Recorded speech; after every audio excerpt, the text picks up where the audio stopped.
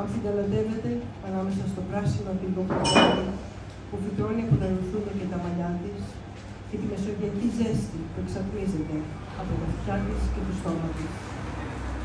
She is squinting, her eyes two tiny thin lines, shut by the shiny reflections of the water. With wide open eyes, she stares in awe at the frequently tilted sea line. She wavers the green English grass, watching it grow inside her nostrils and hair, while the Mediterranean heat is steaming out of her ears and mouth.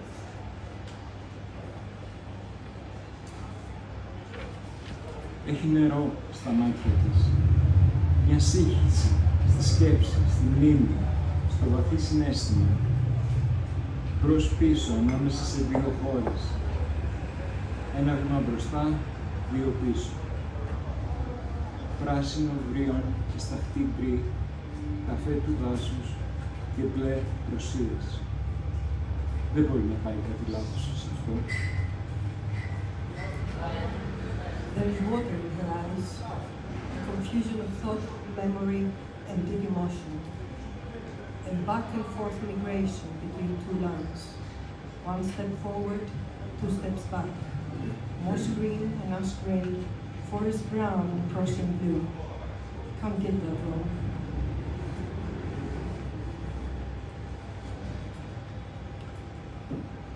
She holds the moon in her mouth beneath the glassy waves. On standby. Look at the uncertain sky. Listen to the rhythmic loudness. Touch the icy surface. Taste the bitter sea salt. Smell the damp soil. The truth is out there. Κρατάει το φεγγάρι στο στόμα της, ανάμεσα στα γυάλινα κύματα, περιμένοντας. Κοίτα τον αβέβαιο ουρανό, άκου τη ρυθμική ένταση, άγγιξε την παγωμένη επιφάνεια, γεύσου το πικρό αλατόνερο, μύρισε τον οτισμένο χώμα. Η αλήθεια είναι εκεί έξω. Κολυμπά σε μια κινούμενη όμορφη μάζα νερού, λιμούμενη κάποια θαλάσσια είδη. Οι μεταναστεύσεις της γίνονται κατακόρυφες, καθώς κινείται πάνω κάτω στο πλέον ωκεανό. Άλλες φορές παρασύρεται ακολουθώντας το πλακτό, αδυνατώντας να κολυμπήσει. Αδυνατώντας να κολυμπήσει ενάντια στα ρεύματα, αυτοβρεβώντας το άγνωστο. Δεν υπάρχει καμία προσδοκία. She swims in a shapeless, moving mass of water, imitating some marine species. Her migrations become vertical as she moves up and down in the blue ocean. At other times, she drifts away with the plankton, unable to swim against the sea currents, mapping the unknown.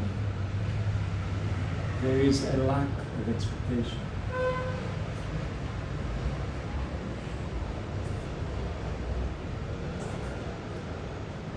What language does the sea speak?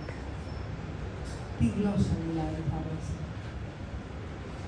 She records the dictionary of the ocean in multiple languages, from the water tongues to human language, fish dialects, mammalian idioms, sky sign language, landish, and Waterian.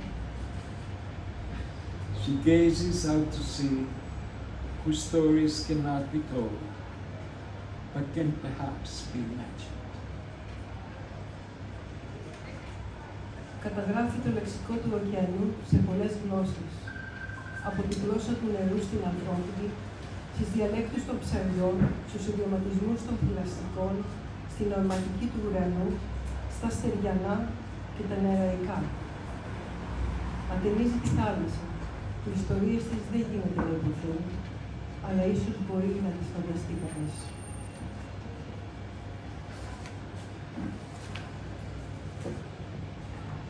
η αφήγηση σε 2 γλώσσες. Sorry for our friends that they're only English speaking tonight. Thanks for coming. Thanks everyone for coming tonight. We finished reciting the poems from the book, selected poems from the book in both languages. Κάναμε αφήγηση των ιστοριών, των ποιημάτων από το βιβλίο σε 2 γλώσσες, αλλά θα συνεχίσω στα ελληνικά. I will continue in Greek, I'm afraid. Αυτό το βιβλίο είναι, εγώ είμαι η Βίκη Βέργου και αυτό το βιβλίο είναι αποτέλεσμα συλλογικής προσπάθειας που δεν θα είχε συμβεί, δεν θα είχα ένα βιβλίο αν οι συνεργάτες και οι φίλοι δεν είχαν βάλει και τελώς τη σπίθα τους και τη δουλειά τους για να γίνει αυτό. Ήθελα να ευχαριστήσω τις εκδόσεις στο Περιθώριο και τον Δημήτρη Αργυρόπουλο για την καθοδήγησή του και την διανομή του βιβλίου, τον Κωνσταντίνο Ματσούκα, το ελληνικό μου μυαλό για την γλωσσική του επιμέλεια, τον Παύλο Αγγούρη, ο πιο παλιός φίλος που έχω, ο οποίος έχει κάνει τις διορθώσεις στα ελληνικά. Κάλι Τρέντς έχει κάνει τις διορθώσεις στα αγγλικά. Δημήτρης Κατσουλάκος, λεγόμενος Τζίμπο, που έκανε την γραφιστική επιμέλεια, δεν ξέρω αν είναι εδώ. Και πολλούς φίλους καλλιτέχνες, τη Λίντα Λάρσεν που είναι εδώ, και κάποιοι που βρίσκονται Αγγλία, η Άννη Ράπστοφ, Τζο Τόμας, Ρίς Πλαντέλ που είναι Αμερική, Γκίρτ Βερνιέρ, Βέλγιο, Άλεξ Φουχάγκερ, η οποία είναι επίσης Αγγλία, και ένας καθηγητής που είχα στη Βακαλό, ο οποίος με ενέπνευσε φοβερά για να γίνει αυτό το βιβλίο, ο Μίλτος Φραγκόπουλος. Για τις άπειρες συζητήσεις που βοηθήσαν πάρα πολύ για να δω πώς αυτή η ιστορία που είχα στη ζωή μου από το 17 μέχρι το 21, που είναι το βιβλίο, με βοήθησαν να τα βάλω σε μία σειρά και να αποφασίσω πώς θα τα βάλω σε αυτό το βιβλίο, το οποίο έχει τη δική του ιστορία. Ο πρόλογος του βιβλίου, το οποίο θα το διαβάσετε κάπου, είναι ότι για αυτό το βιβλίο υπάρχει η επιλογή σχεδίων και ποιητικών κειμένων από την περιπλάνησή μου ανάμεσα στην Αγγλία και στη γενέθλια χώρα μου την Ελλάδα, τόπους που τους θεωρώ και τους 2 πατρίδα μου. Μετά το κλείσιμο ενός 20ετούς κύκλου στη ζωή στην Αγγλία, για πάνω από μία πενταετία, η αδυναμία μου να δεσμευτώ σε ένα τελικό προορισμό έκανε κάθε μικρή μου απόφαση να φτάνει σε αδιέξοδο. Δεν φαινόταν να υπάρχει Ιθάκη. Η μόνη επιλογή που μου απέμενε ήταν να μάθω να ζω με αυτή την αβεβαιότητα. Η πανδημία, το COVID, διέκοψε αυτό το μοτίβο κίνησης, μέχρι που αναγκάστηκα να σταματήσω. Πρώτα στη Νότια Αγγλία και μετά στη Νότια Ελλάδα. Το 2021 αποφάσισα να παραμείνω στη Νότια Κρήτη, αναζητώντας μάλλον ένα καταφύγιο παρά ένα σπίτι. Όσο ταξιδεύω εγώ, άλλο τόσο θα ταξιδέψει και αυτό το δουλειαράκι. Γιατί το Σεπτέμβριο θα γίνει μια αντίστοιχη παρουσίαση στην Αγγλία, κοντά στην Οξφόρδη, στο Μουσείο του Woodstock, αν παρευρεθείτε εκεί, χαρά μου. Και το βιβλίο είναι από μόνο του ένα ταξίδι. Αυτά θέλω να πω. Δεν είμαι πολύ καλή στο να έχω το κοινό. Είμαι συνήθως ο άνθρωπος πίσω από τις κάμερες, πίσω από το χαρτί. Αλλά χαίρομαι πάρα πολύ που είστε όλοι εδώ σήμερα και τα καταφέραμε να γίνει αυτό το πράγμα. Θα δώσω λοιπόν το λόγο στον Κωνσταντίνο Ματζούκα και θα ξαναμιλήσω στο τέλος, γιατί θα παραλάβετε κάτι που θα μου χαρίσετε μετά. Θα σας πω εγώ τώρα. Κωνσταντίνος Ματζούκας. Καλησπέρα σε όλους από μένα. Η Βίκη μόλις παρομοίασε το βιβλίο με ταξίδι. Για μένα το βιβλίο ήταν το πιο πολύ σαν πλατσούρισμα. Εννοώ με αυτό ότι μπήκα, πέρασα καλά και βγήκα έκπληκτος από το πόσο λίγο έχει κρατήσει αυτό. Οπότε αυτό που το κειμενάκι που θέλω να σας διαβάσω αρχίζει με μια ερώτηση που είναι για τους αγγλόφωνους η ερώτηση. Is the writer drowning or waving? Κανείς δεν μπορεί να πει την αλήθεια για τον εαυτό του.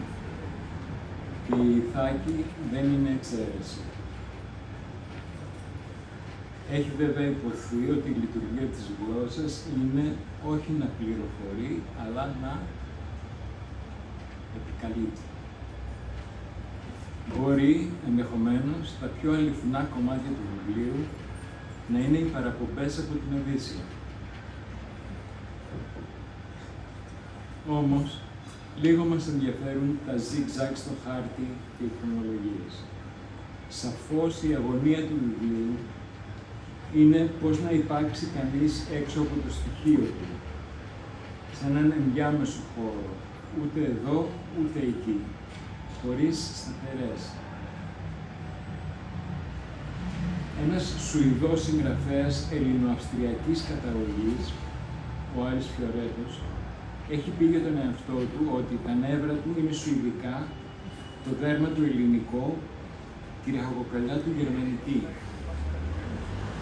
Για τη δουλειά του έχει πει ότι μη ανήκοντας εξ ολοκλήρου ούτε εδώ ούτε εκεί, εξερευνά ακριβώς τη μέση απόσταση, το πώς είναι να κατοικείς τον ενδιάμεσο χώρο. Στην Ιθάκη, αυτό συμβαίνει με παραδειγματικό τρόπο. Το βιβλίο μας αποκαλύπτεται ότι είναι ένα νησί που βγαίνει από τη θάλασσα, φτιαγμένο από στιγμές και εικόνες αποτυπωμένες, σαν να ήταν βρύα, κοχύλια και ξερόκλαδα. Ή ίσως είναι μια σκαλωσιά, για να σκαρπαλώσει πάνω της ένας εαυτός που ψάχνει στις λέξεις στο διαβατήριο προς ένα ορίζοντα που θα αναγνωρίζει επιτέλους ως δικό του. Γνωρίζουμε καλά από την παγκόσμια λογοτεχνία πως το γράψιμο έχει αυτή την ιδιότητα του επαναπατρισμού. Ο συγγραφέας πραγματώνεται στο συμβολικό πεδίο και αυτό είναι μια πράξη αυτοδημιουργίας, αυτογέννησης. Σου γυρνάει πίσω έναν εαυτό που μπορείς να χρησιμοποιήσεις σαν άγκυρα, σαν άμυνα, στην αέναη ροή του κόσμου. Πράγμα το οποίο βέβαια κάνει το συγγραφέα το πιο αφύσικο ζώο όλων. Γνωρίζοντας τη Βίκη, δεν νομίζω πως θα φέρει αντίρρηση σε αυτό το χαρακτηρισμό. Ευχαριστώ.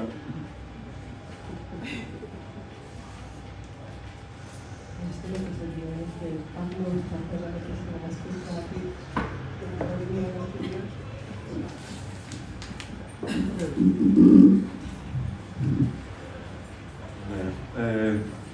Τώρα εγώ θα πω κάτι για το βιβλίο. Νομίζω είπατε πολλά. Δεν μπορώ να πω πολλά για το βιβλίο. Όντως η Βίκη ανήκει σε αυτό το πολύ στενό κύκλο ανθρώπων που γνωρίζω πάνω από 40 χρόνια. Περιέργως δεν το περίμενα, αλλά περιέργως αυτό βρήκε και καλλιτεχνική έκφραση κάποια στιγμή στην Αρμενία. Αρχικά η Βίκη συμμετείχε με κολάζ σε ένα περιοδικό στο οποίο συμμετείχα και εγώ πολύ παλιά, και πολλές δεκαετίες. Και το 2004 δουλέψαμε με τη Βίκη σε 2 βιβλία δικά μου. Το ένα ήταν μια κανονική έκδοση στην οποία η Βίκη έκανε το εξώφυλλο και το πιστόφυλλο. Και αυτό ήταν μόνο η αρχή, γιατί συνειδητοποίησαμε τη Βίκη ότι μπορούμε να δουλέψουμε κάθε σελίδα του βιβλίου, εικονογραφώντας κάθε σελίδα του βιβλίου. Οπότε υπήρξε ένα άλλο βιβλίο το οποίο δεν εκδόθηκε τότε, αλλά εκτέθηκε σε μια έκθεση δηλαδή, που είχε η Βίκη και με άλλες δουλειές της. Εκτέθηκε και ένα βιβλίο δικό μου που εικονογράφησε σε κάθε σελίδα, σε κάθε ποίημα. Και ήταν μια τρομερή εμπειρία τότε, γιατί εγώ είχα μια αρματιά ποίηματα, αλλά με την εικονογράφηση του καθενός έγιναν κόσμος ολόκληρο. Και κάτι περίπου σαν και αυτό το κάναμε κανονική έκδοση, πάλι στον ίδιο φιλόξενο εκδοτικό οίκο, στο Περιθώριο, πριν μερικά χρόνια. Και Αν έχω να πω κάτι για το πώς δουλέψαμε με τη Βίκη, δεν μπορώ να φανταστώ καλύτερη συνεργασία βασικά.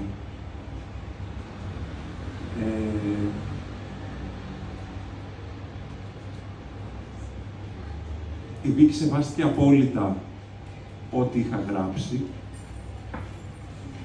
και ήταν ανοιχτή σε οτιδήποτε είχα να πω για ό,τι σχεδίαζα. Δεν μπορώ να σκεφτώ καλύτερη συνεργασία.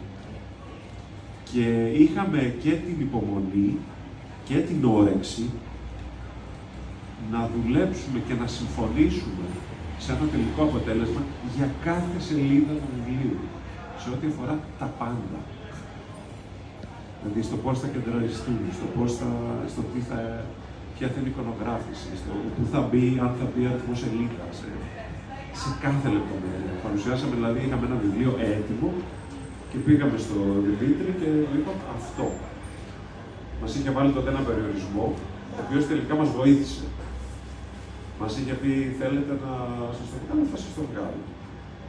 Αλλά εγώ θέλω να κάθε βιβλίο να έχει διαφορετικό εξώφυλλο. Κάθε κόπια να έχει διαφορετικό εξώφυλλο. Και μπήκαμε σε ένα... Αυτός ο περιορισμός μας βοήθησε πάρα πολύ τελικά και το καταφέραμε. Τώρα, ερχόμενοι σε αυτό εδώ το βιβλίο, δεν ήταν το ίδιο. Γιατί αυτό ήταν ένα βιβλίο της Βίκης, όπου εμένα ο ρόλος μου ήταν πολύ περιορισμένος. Εγώ ήμουν ο διορθωτής. Και ομολογώ ότι η Βίκη το έκανε πάρα πολύ δύσκολο.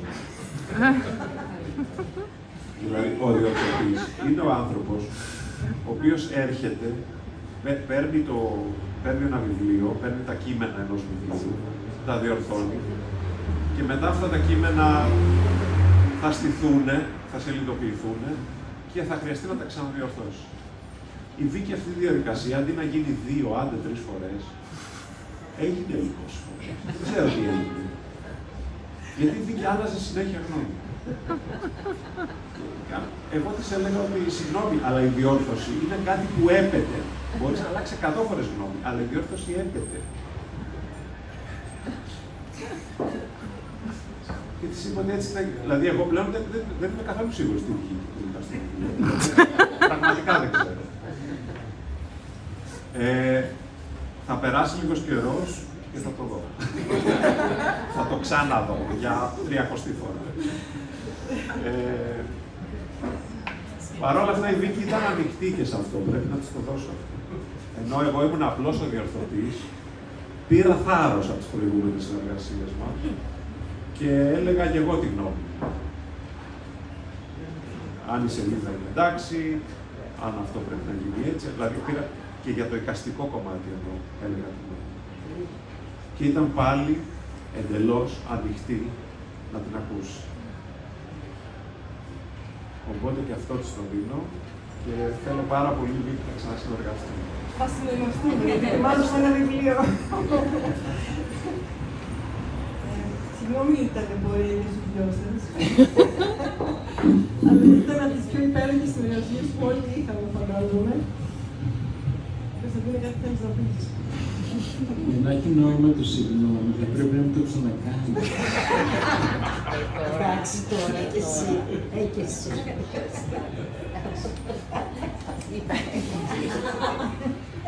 Επειδή είμαστε όλοι αιμονικοί εδώ, νομίζω ότι το χαιρόμαστε λιγάκι κιόλας. Πάντως, ελπίζω να χαρείτε όσοι πάρετε το βιβλίο και έχετε την ευκαιρία να το διαβάσετε, να το χαρείτε. Έχει μια μεγάλη ιστορία το βιβλίο, ξεκίνησε το 2021 και ολοκληρώθηκε φέτος. Γιατί είχε τα δικά του εμπόδια, τη δική του ιστορία. Και είχε 32 versions, δηλαδή 32 διαφορετικά designs και τρόπους που έμπαινε το κείμενο με τα σκίτσα. Θα κλείσουμε, απλά πριν φύγουμε σήμερα, θέλουμε να σας δώσουμε μια χάρη. Έχω ετοιμάσει κάτι κάρτες σε 4 designs διαφορετικά, οι οποίες είναι α6 μικρά, θα τα δείτε εδώ. Αν θέλετε, έχω και μολυβάκια, πίσω από την κάθε κάρτα έχει ένα ερωτηματολόγιο το οποίο υπάρχει και μέσα στο βιβλίο. το οποίο είναι πιο πολύ, σας ρωτάει ποιο είναι το σπίτι σας. Γιατί είστε εκεί που είστε. Αν έχετε την καλοσύνη, σημειώστε το. Κρατήστε την κάρτα, τραβήξτε με μια δυτικά φωτογραφία και στείλτε τη στο email που γράφει στην κάρτα, γιατί θα κάνω συλλογή αυτά. Αν πάλι δεν θέλετε, αφήστε την κάρτα συμπληρωμένη και θα το κάνω εγώ. Σας ευχαριστώ πάρα πολύ που ήρθατε σήμερα και ευχαριστώ πάρα πολύ και όσους βοήθησαν.